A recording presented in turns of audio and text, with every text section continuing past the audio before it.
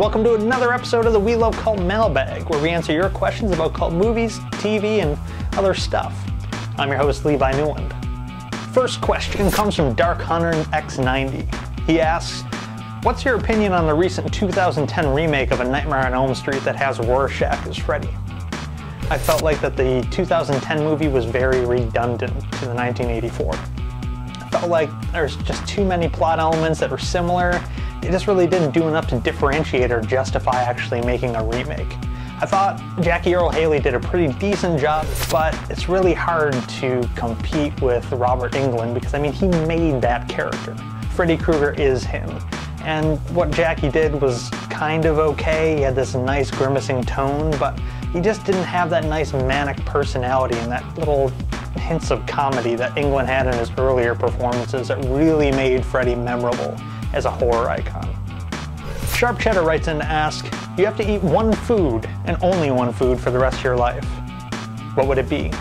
I would have to go with poutine, which, if you don't know what it is, it's French fries as a base with melted cheese curds and hot gravy on top of it. It comes from Canada, the same place as hockey and Michael J. Fox, so you know it's gotta be good.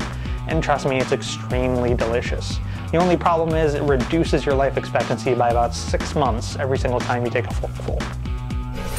Christopher B. writes in to ask, in the inevitable zombie apocalypse, where would your main shelter be?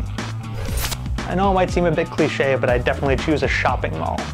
I know that we've seen in many movies that it's a really bad idea and eventually it'll just go to hell, but you gotta think about it from a glass half full type situation.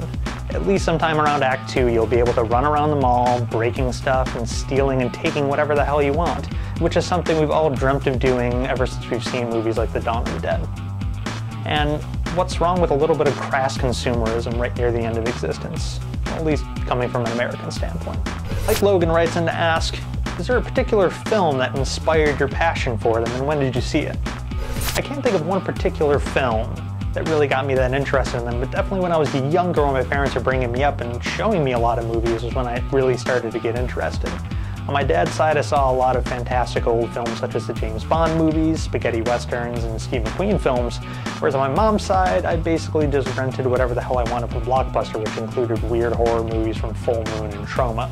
So seeing those two really distinct opposing sides of well-made movies versus extremely schlocky B stuff gave me an appreciation for the extremes that film can go.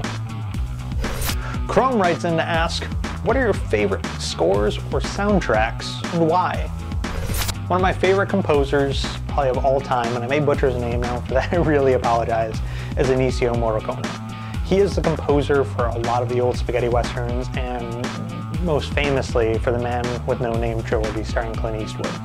And his music, you know, if you hear it, you know that song from The Good, the Bad, and the Ugly. You just know it. It's been in a lot of movies since, but it is the quintessential, like, spaghetti western track. He's very good at what he does. The tone just worked so much for those films. And being a part of my childhood, I guess, it just really brings me back and I can just feel that movie whenever I hear those songs.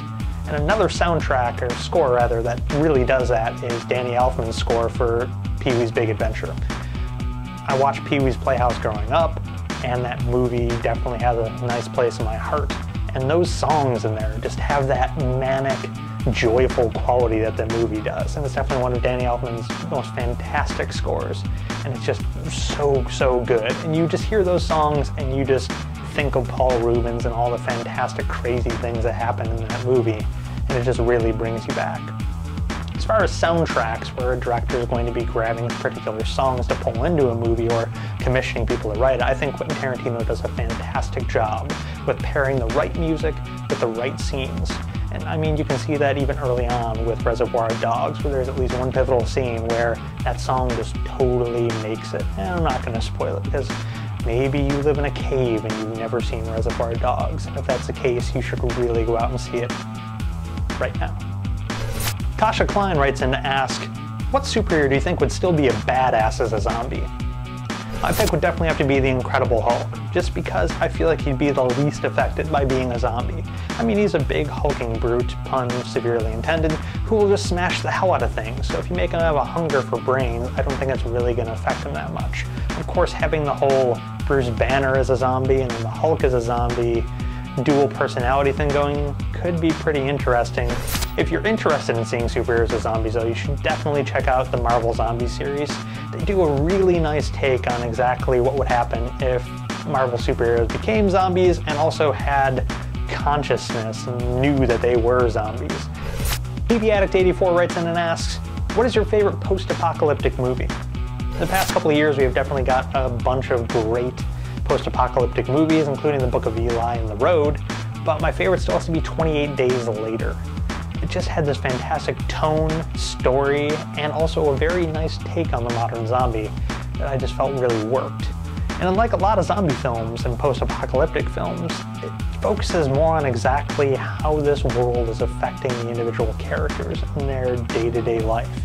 And it has a lot of heart-wrenching moments, and I got really attached to the characters in it.